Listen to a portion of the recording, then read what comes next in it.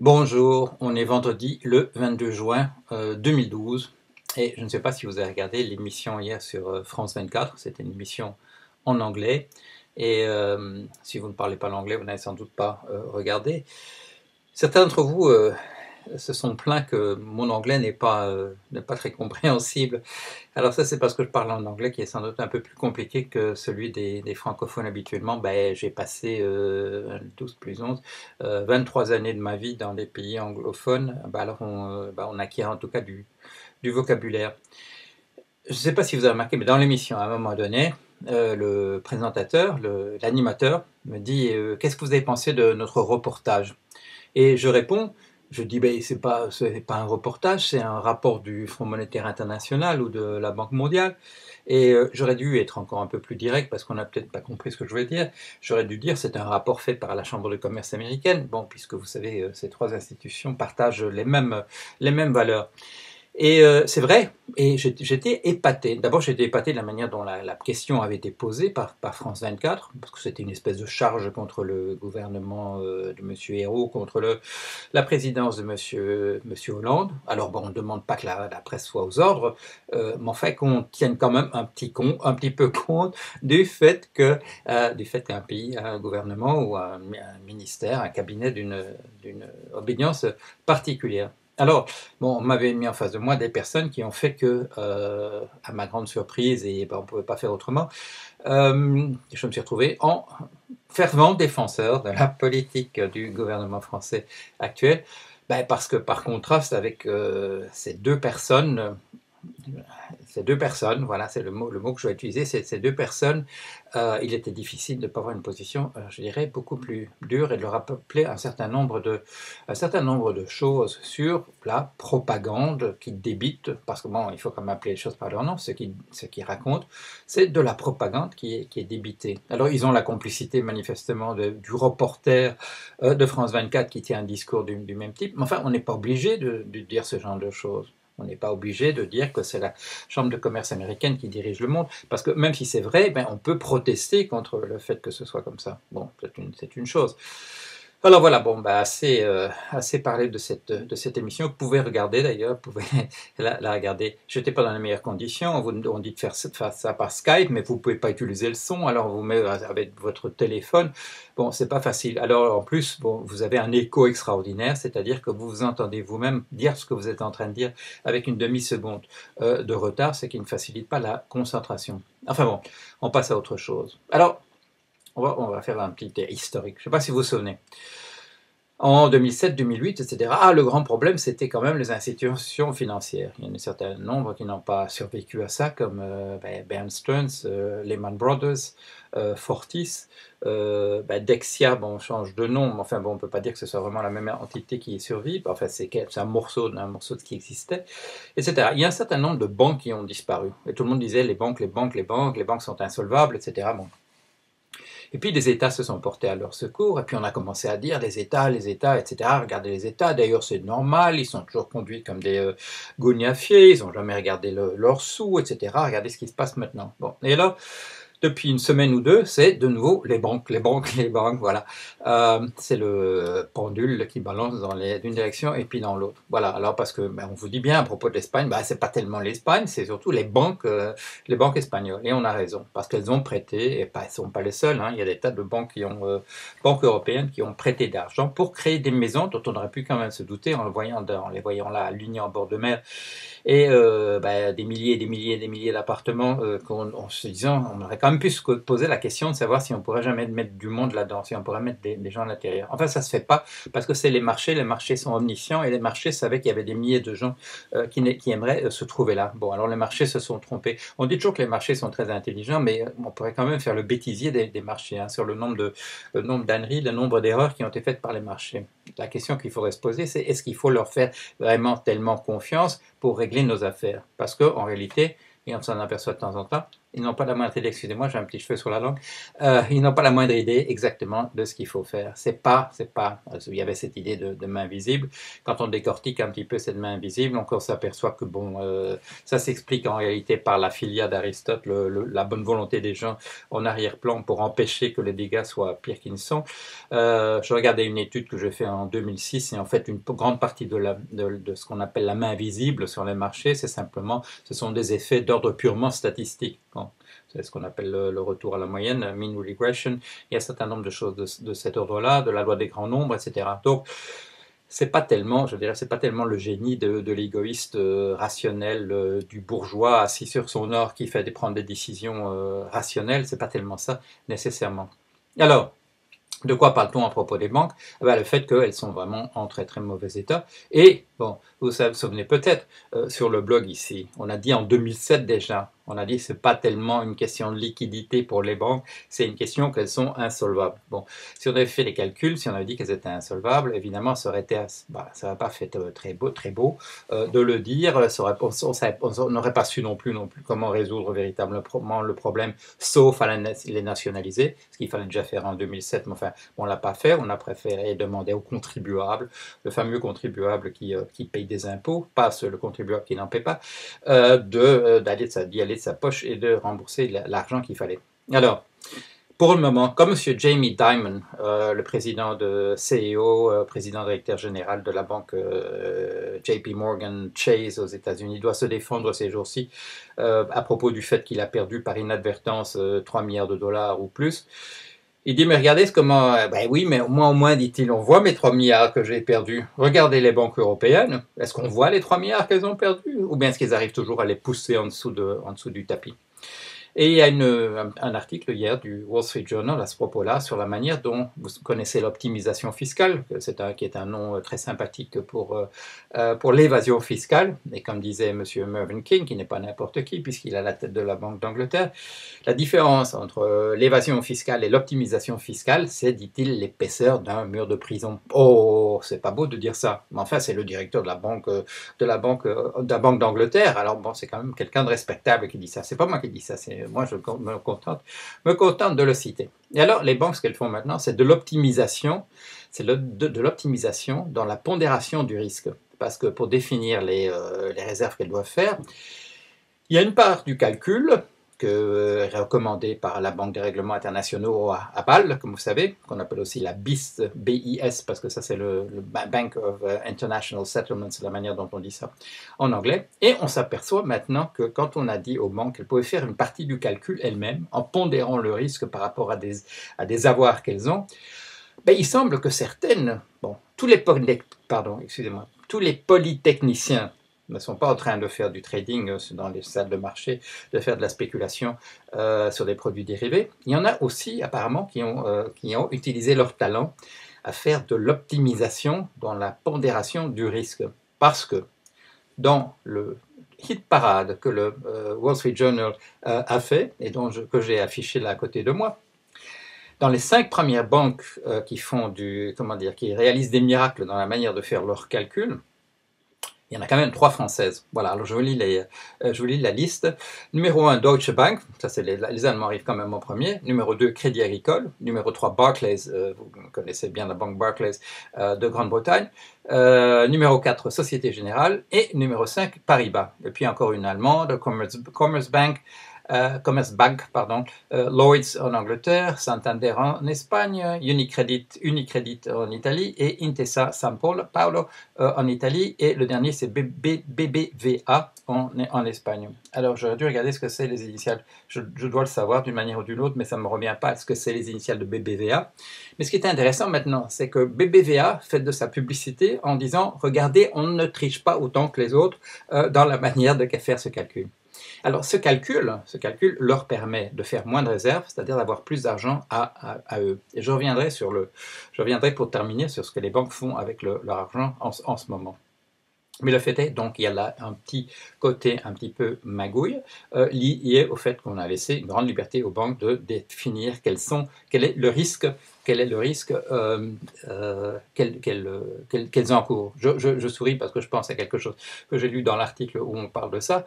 On dit c'est comme si, dorénavant, on demandait aux enfants de se donner des notes eux-mêmes sur leurs devoirs. Voilà. Alors, c'est un peu ça que font les banques. Alors, elles font de ces choses de cet ordre-là. Mais est-ce que les agences de notation, dont on dit beaucoup de mal et dont moi je dis un certain mal, mais je dis aussi beaucoup de bien, en particulier quand on me demande de venir les critiquer ou les défendre au Sénat, dans une commission du Sénat, on peut encore voir ça sur une vidéo en France, les banques, quand même, elles ne passent pas inaperçues de ces agences de notation. Et alors, même si elles font de l'optimisation elles-mêmes quand elles font leurs calculs par rapport à leur bilan, les agences de notation ne sont pas aussi aimables. Et vous le savez, bon, depuis un certain temps, un certain nombre d'agences de notation sont en train de dégrader les banques les plus importantes du monde.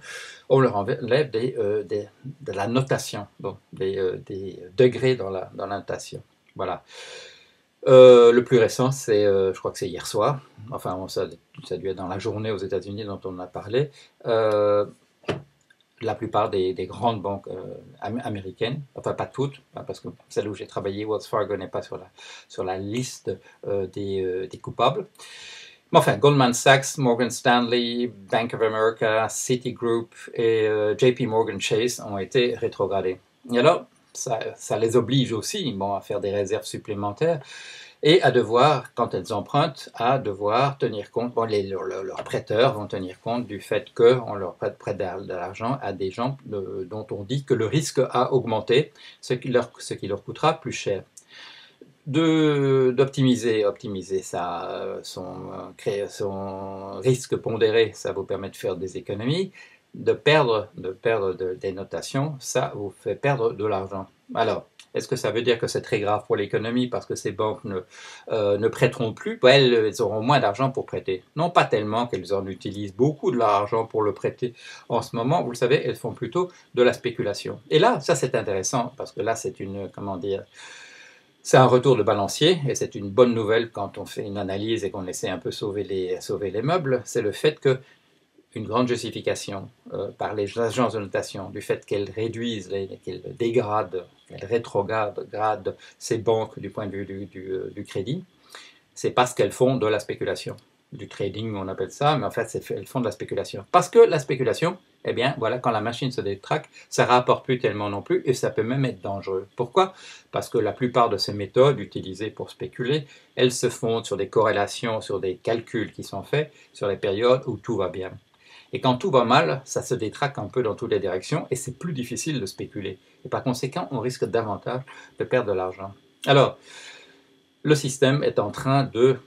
Vous voyez, bon, ça baisse petit à petit. On est retombé dans une situation maintenant, on s'intéresse essentiellement au fait que les banques soient insolvables, ou pardon, je n'aurais pas dû dire ça, sur le fait que les banques n'ont pas assez d'argent pour elles, qu'elles ne prêtent pas assez à l'économie, alors qu'on avait l'attention depuis 2 ans maintenant, 2010, 2011, première moitié de 2012, on parlait surtout des États. Voilà qu'on va recommencer à parler des banques. Et pourquoi? Parce que tout ça est lié, bien entendu, maintenant. Vous savez que ça a été la grande idée, le grand trait de génie de 2011, de dire que quand un pays émettait de la dette, c'était mieux si c'était ces banques de son propre pays qui l'achètent. Alors bon, ça faisait, je te tiens par la barbichette. Alors ils sont tous les deux dans le même bateau. Alors le même bateau sombre ensemble parce qu'ils s'entraînent tous les deux par le fond. Alors tout à coup, on s'est dit, bon, un des problèmes qu'on a, c'est le nombre de génies qu'on a à la tête des banques centrales et des affaires politiques. Enfin bon, on s'est aperçu que c'était quand même pas une bonne idée parce que ça plombe le système davantage, mais bon, tout ça est tellement... est dans un tel état de toute manière. Alors ce qu'on essaie de faire maintenant, on essaie de sauver un petit peu les banques, en particulier en Espagne, et la Banque Centrale Européenne, autre trait de génie, fait baisser les conditions qui sont exigées pour la qualité de la dette que ces banques vont pouvoir mettre en dépôt, prêter à la Banque Centrale Européenne et recevoir de l'argent en échange. Voilà. Alors, bon, les banques, elles font toujours un petit calcul, ce qu'on appelle le haircut, la décote. Bon, elles ne vous donnent pas, si vous donnez des obligations, si vous donnez des obligations grecques, on ne va pas vous donner exactement 100 centimes par euro. On va vous faire une décote, on va dire, bah, ça vaut autant, ou les banques centrales, bon, la Banque centrale européenne va dire en particulier, pour nous, ça vaut autant. Bon, on peut mettre ça en gage ici avec nous, mais on ne vous donnera pas la somme complète. On vous fait une décote. Bon, est-ce que ces décotes sont bien faites? Est-ce que ça représente le risque réel?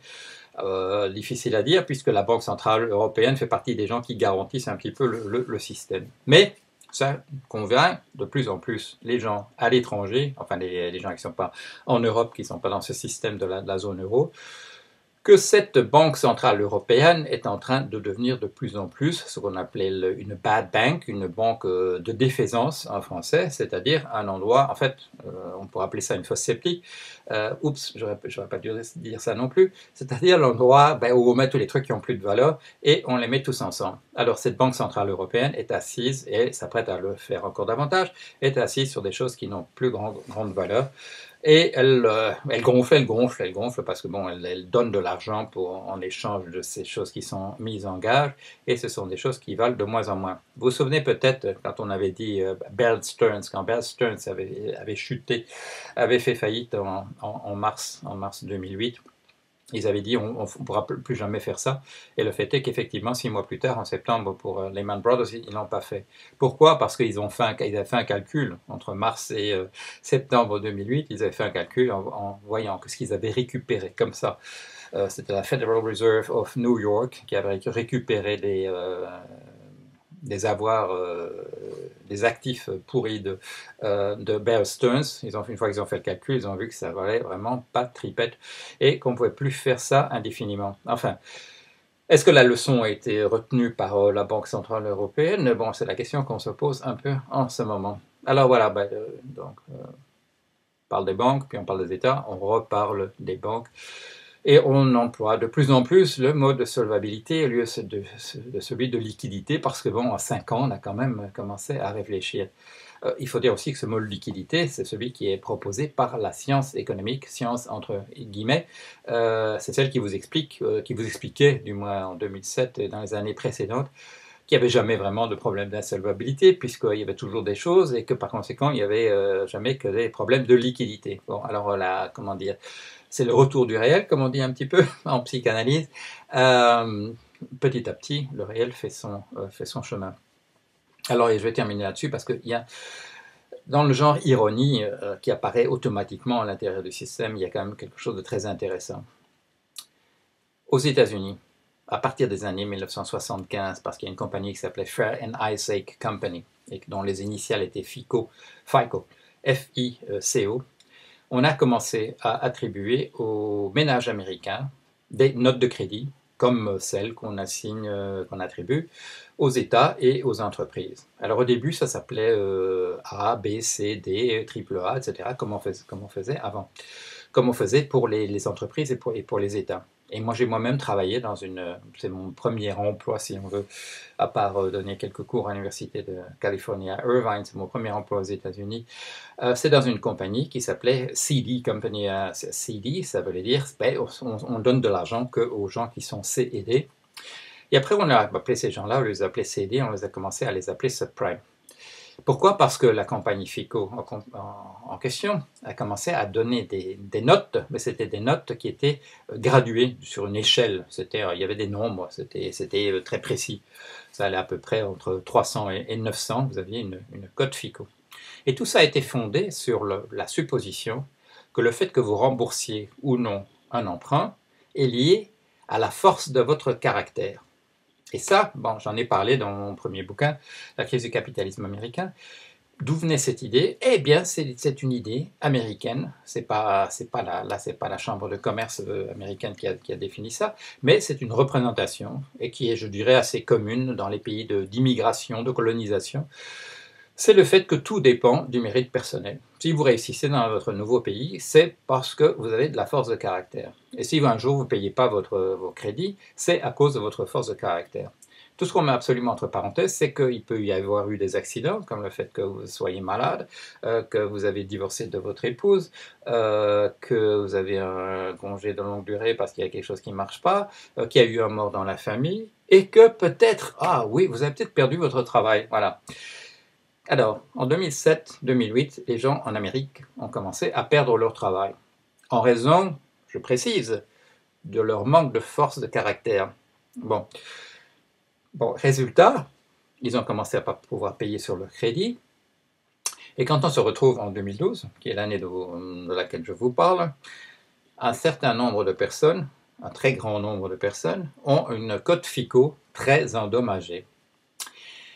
Ben voilà, parce que leur force de caractère, elle n'est plus tellement là. Est-ce que il y a des raisons économiques en arrière-plan? On n'en parle pas. On n'en parle pas du tout parce qu'on est aux États-Unis et que par conséquent, tout ça continue à être évalué à l'intérieur de ce cadre. Mais on se trouve devant un petit problème. Tous ces gens devant vous, à qui le gouvernement dit aux banques qu'il faudrait prêter de l'argent pour les remettre à flot, le gouvernement ne peut pas dire regardez leur code FICO, regardez la note qu'ils ont, on ne peut pas donner de l'argent, on ne peut pas prêter de l'argent avec une note FICO qui est aussi basse que ça. Alors, qu'est-ce qui se passe aux États-Unis? Parce que, comme vous le savez, on en parle à propos, il y a des gens qui ne croient pas que les États prêtent maintenant dans certains pays, comme l'Allemagne, le Danemark et d'autres, la Suisse, prêtent de l'argent avec un taux d'intérêt négatif. Il y a des gens qui, quand j'écris ça, je parle de ça sur mon blog, qui ne le croient pas. Eh bien si, c'est parce que les autres sont dans un tel état qu'ils peuvent se permettre de le faire de manière négative, qui ne donne rien du tout, mais il y a la bonne renommée, voilà. Il y a la bonne renommée de la Suisse, du Danemark, de l'Allemagne, et qui est une garantie, c'est le brand. Hein. Bon, le brand, ça compte, il y a des choses qu'on vous vend pour 10 fois le prix, parce qu'il y a un petit logo dessus, par exemple des voitures, et des choses de cet ordre-là. Voilà.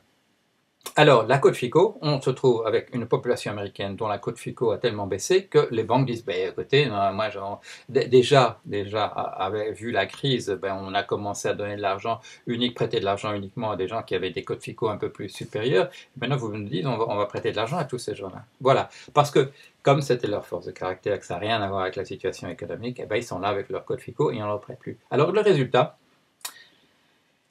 c'est qu'on ne prête plus que aux riches. Voilà. 90% de l'argent qui a été prêté par Fannie Mae, Freddie Mac, par le fait qu'ils rachètent des obligations qui sont adossées à des prêts de ce type-là, 90% sur les années récentes de cet argent-là est allé à des gens qui ont des excellentes cotes FICO. Et ça veut dire quoi? Ça veut dire que ce sont des gens riches. Et ça avait déjà été dit au moment où on a introduit la carte de crédit aux États-Unis, ça avait été dit comme une boutade, mais c'est vrai. Le système américain permet aux riches de se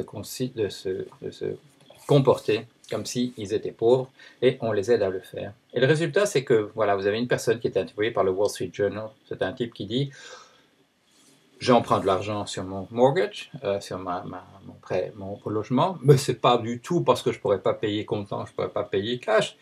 C'est parce que ça revient tellement moins cher. Et l'argent que je dégage comme ça, j'utilise ça pour acheter des actions dans les pays émergents. Et comme ça me fait une petite cagnotte supplémentaire. C'est-à-dire qu'il joue l'effet de levier comme on dit pour les banques. Alors la question quand même que se pose, je ne sais pas, la Chambre de commerce américaine, c'est de dire, oui, mais tout l'argent qu'ils gagnent comme ça ne revient pas nécessairement dans l'économie. J'ai vu le raisonnement fait également. Non, tout l'argent que gagnent les riches ne retourne pas nécessairement dans les économies. Pourquoi pas dans l'économie? Pourquoi? Parce qu'ils ne savent pas trop quoi en faire. Dans le meilleur des cas, ils trouvent quand même à le placer dans des choses spéculatives qui rapportent plus tellement, vous avez vu tout à l'heure. Et ça dérègle complètement, évidemment, le mécanisme de formation des prix, mais attendez, ça apporte de la liquidité. Donc c'est pour ça qu'on permet que ça continue de cette manière-là. Alors, vous voyez, le système était complètement pervers. On a dit c'est uniquement la question de force de caractère qui fait que vous remboursez ou non les prêts qu'on vous fait. Et maintenant, le résultat, c'est que bien, plus personne, selon ce calcul-là, plus personne n'a de force caractère aux États-Unis parce qu'il s'est retrouvé dans une situation difficile. Et du coup, on ne peut pas remettre l'argent dans l'économie. On ne peut plus reprêter à des gens qui ont montré, qui ont fait la preuve de leur absence de caractère, c'est-à-dire en fait qui ont fait simplement la preuve qu'ils ont perdu leur emploi parce qu'il y a eu une grande récession et que on n'en est pas sorti, ni aux États-Unis, ni ailleurs, et qu'on ne recrée pas d'emplois, et que quand on recrée des emplois, on ne les recrée pas en même quantité de toute manière que ceux qui avaient disparu, et on se retrouve là-dedans. Et voilà, bon, c'est donc, on est dans un système qui est complètement dans le cercle vicieux, ou des spirales descendantes, où les banques entraînent les États dans leur chute, les États entraînent alors les banques une fois de plus, les banques entraînent alors à ce moment-là les États dans leur chute, et ainsi de suite, où on se trouve dans des logiques qui ont été pas du tout réfléchies, comme celui de la cote FICO, des notations attribuées aux ménages, et où on ne peut pas faire redécoller le système parce qu'il s'est mis lui-même dans un puits et qu'on n'arrive pas à le sortir. Bon, voilà, alors qu'est-ce qu'il faut faire? Il faut faire autrement, voilà.